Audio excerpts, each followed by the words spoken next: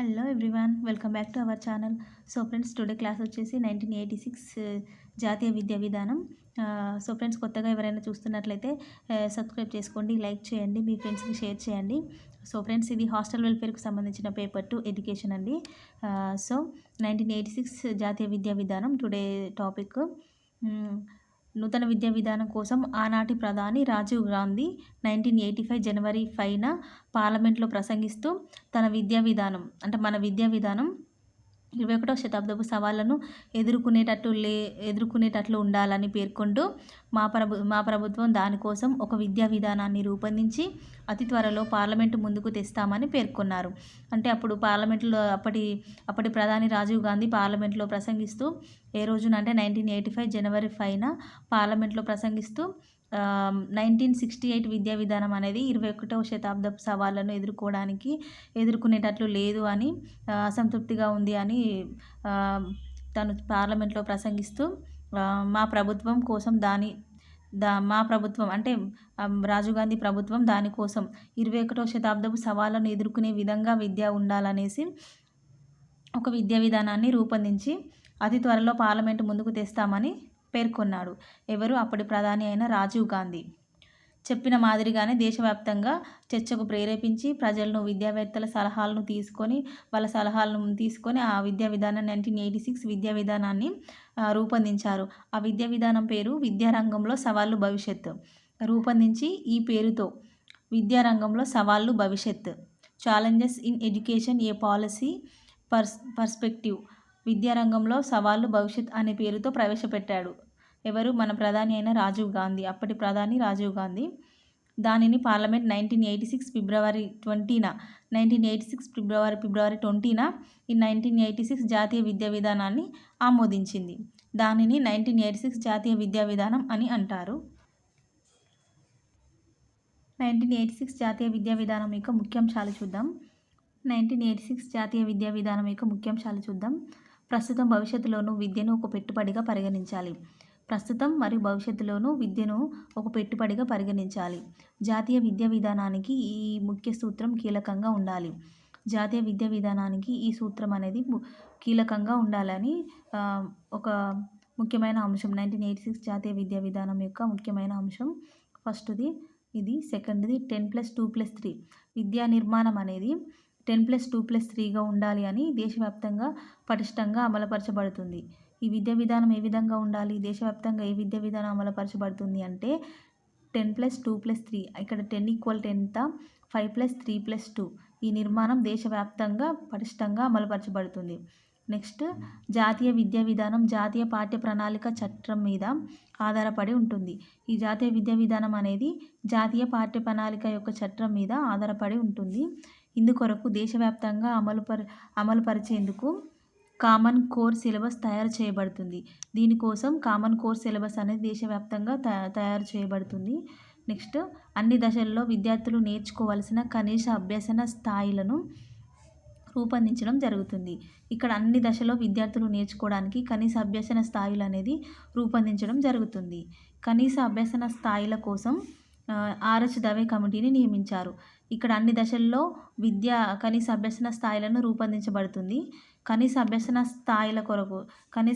స్థాయిలు ఏ విధంగా ఉండాలని దానికోసం ఆర్హెచ్ దవే కమిటీని నియమించారు. ఆర్హెచ్ దవే కమిటీ దేనికోసం నియమించబడింది అంటే కనీస అభ్యసన స్థాయిలు ఏ విధంగా ఉండాలి అనే దానికోసం ఈ ఆర్హెచ్ దవే కమిటీని నియమించారు. నెక్స్ట్, మన దేశ ప్రజల విభిన్న సాంస్కృతిక సామాజిక వ్యవస్థలను విద్యార్థులు అర్థం చేసుకునే విధంగా చర్యలు తీసుకోబడతాయి. ఇక్కడ ఏంటంటే మన దేశ ప్రజల విభిన్న సాంస్కృతిక సామాజిక వ్యవస్థలను విద్యార్థులు అర్థం చేసుకునే విధంగా విద్యార్థులు అనేవారు ఏం అర్థం చేసుకోవాలి అంటే మన దేశంలో విభిన్న సంస్కృతులు, విభిన్న సామాజిక వ్యవస్థలు ఉంటాయి. ఆ వ్యవస్థలను విభిన్న సంస్కృతులను అర్థం చేసుకునే విధంగా చర్యలు తీసుకోవాలి. నెక్స్ట్, అనుసంధాన భాషను అభివృద్ధి చేయడంతో పాటు ఒక భాష నుంచి మరొక భాషలోకి పుస్తకాలను తర్జుమా చేయడానికి కార్యక్రమాలు చేపట్టబడతాయి. ఇక్కడ అనుసంధాన భాషను అభివృద్ధిపరిచి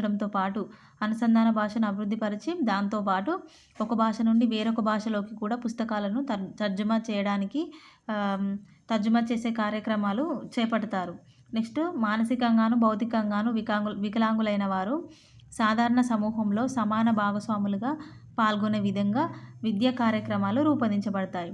ఇక్కడ మానసికంగా, భౌతికంగా వికలాంగులైన వారు కూడా సాధారణ సమూహంలో సమాన భాగస్వాములుగా పాల్గొనే విధంగా, అంటే మామూలు సాధారణ పిల్లల్లాగానే ప్రత్యేక అవసరాలు గల పిల్లలు కూడా భాగస్వాములు అయ్యే విధంగా, పాల్గొనే విధంగా విద్యా కార్యక్రమాలు అనేది రూపొందించబడతాయి.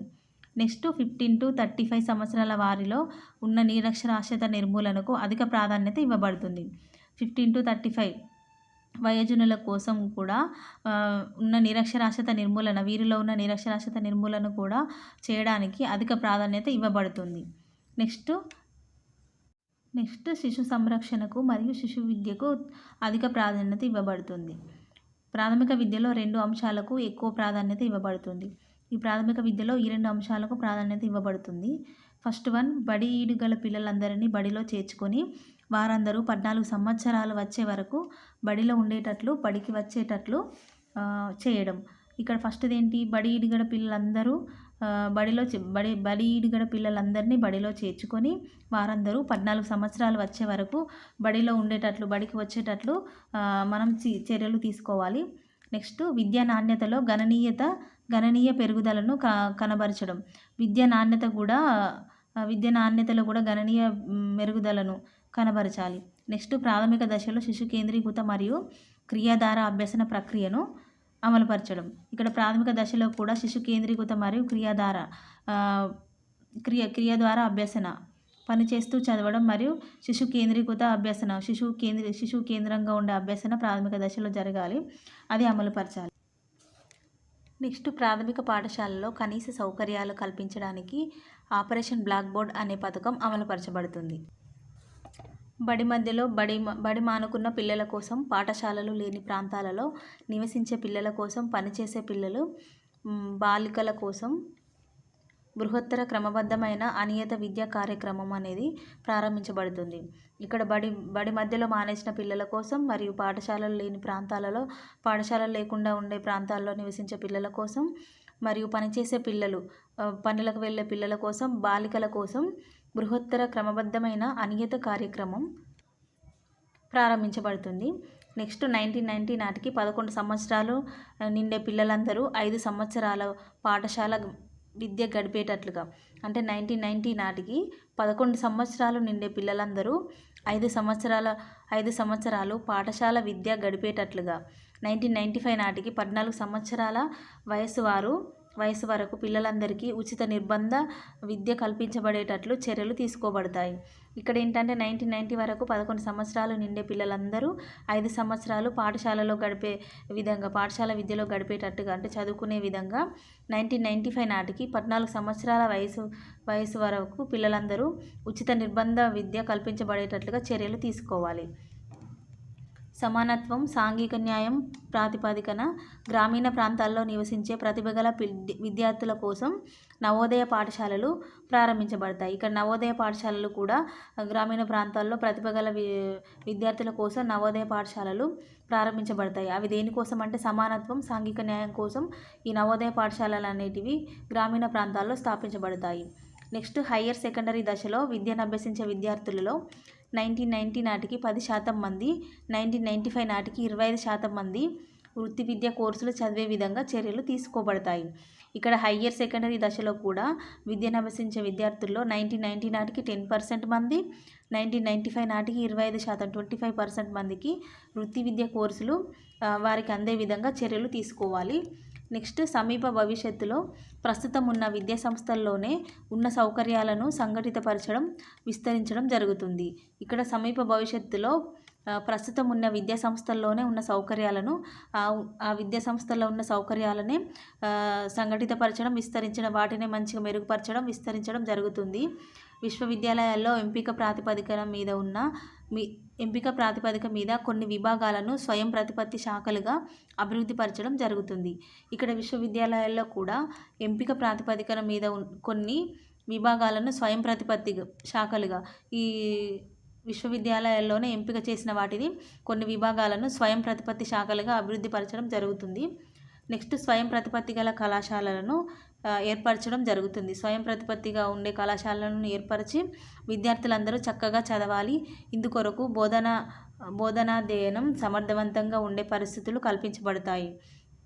నెక్స్ట్ ఇందుకోసం ఉపాధ్యాయులకు విద్యార్థులకు అవసరమైన సౌకర్యాలు కల్పించబడతాయి. ఇక్కడ ఏం చేయాలి, కళాశాలను స్వయం ప్రతిపత్తిగా ఏర్పరచాలి. నెక్స్ట్ విద్యార్థులందరూ చక్కగా చదువుకునే విధంగా ఇందుకోసం బోధనాధ్యయనం సమర్థవంతంగా ఉండే పరిస్థితులు అన్ని వనరులు చక్కగా సమకూర్చాలి. నెక్స్ట్ ఇందుకోసం ఉపాధ్యాయులకు విద్యార్థులకు అవసరమైన సౌకర్యాలు అనేటివి కల్పించబడతాయి.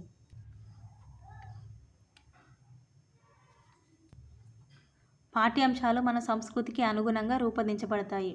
పాఠ్యాంశాలు అనేవి మన సంస్కృతికి అనుగుణంగా రూపొందించబడతాయి. నెక్స్ట్ విద్యార్థుల్లో సామాజిక నైతిక విలువలు పెంపొందించడానికి పాఠ్య ప్రణాళికలో మన జాతీయ వారసత్వం, జాతీయ ఆశయాల మీద ఆధారపడిన విలువల విద్యను ప్రవేశపెట్టడం జరుగుతుంది. ఇక్కడ విద్యార్థుల్లో సామాజిక విలువలు, నైతిక విలువలను పెంపొందించడానికి మన పాఠ్య ప్రణాళికలో మన జాతీయ వారసత్వానికి సంబంధించిన మన జాతీయ ఆశయాల మీద ఆధారపడిన విలువలు కూడా విద్యలో ప్రవేశపెట్టడం జరుగుతుంది. నెక్స్ట్ నియత అనియత విద్యా రంగాల్లో విద్యా సాంకేతికతను ప్రవేశపెట్టడం జరుగుతుంది. ఈ విద్యా సాంకేతికతను నియత విద్యా సంస్థల్లో, అనియత విద్యా సంస్థల్లో కూడా ప్రవేశపెట్టాలి. నెక్స్ట్ విద్యార్థుల అభిరుచులు, సామర్థ్యాలు, అవసరాలకు అనుగుణంగా పని అనుభవం అన్ని విద్యా స్థాయిల్లోనూ ఒక ముఖ్యమైన అంశంగా ఉంటుంది. పని అనుభవం అనేది విద్యార్థుల్లో ఒక ముఖ్యమైన అంశంగా ఉంటుంది. ఇక్కడ వాళ్ళ అభిరుచులకు, సామర్థ్యాలకు, విద్యార్థుల యొక్క అభిరుచులకు, సామర్థ్యాలకు అనుగుణంగా ఈ పని అనుభవం అనేది ఒక విద్యా స్థాయిలో ఒక ముఖ్యమైన అంశంగా ఉంటుంది. నెక్స్ట్ పరీక్ష పద్ధతి నమ్మకమైనదిగాను, బోధనను, అభ్యసనను మెరుగుపరచడానికి శక్తివంతమైన సాధనంగాను రూపొందించబడుతుంది. పరీక్ష పద్ధతి అనేది నమ్మకంగా ఉండాలి. నెక్స్ట్ బోధనను, అభ్యసనను మెరుగుపరచడానికి శక్తివంతమైన సాధనంను రూపొందించబడుతుంది. నెక్స్ట్ పాఠశాల విద్యార్థులకు పరిసరాల పరిజ్ఞానం గురించి చెప్పబడుతుంది. ఈ పాఠశాలలో చదివే విద్యార్థులందరికీ పరిసరాల పరిజ్ఞానం గురించి చెప్పబడుతుంది. నెక్స్ట్ ప్రతిభ ప్రాతిపదికన ఉపాధ్యాయులను నియమించడం జరుగుతుంది. ఉపాధ్యాయులను అనేది వారి ప్రతిభ ఆధారంగానే నియమిస్తారు. నెక్స్ట్ ఉపాధ్యాయ విద్య పునర్వ్యవస్థీకరించబడుతుంది. ప్రాథమిక విద్యా స్థాయిలో పనిచేసే వారి కోసం ఒకే చోట వృత్తిపూర్వక, వృత్యంతర శిక్షణ ఇచ్చేందుకు డైట్లు స్థాపించబడతాయి. ఇక్కడ వృత్తిపూర్వక, వృత్యంతర శిక్షణ ఇచ్చేందుకు కూడా డైట్లు స్థాపించబడతాయి. అదేవిధంగా IASCలు కూడా ఏర్పాటు చేయాలి.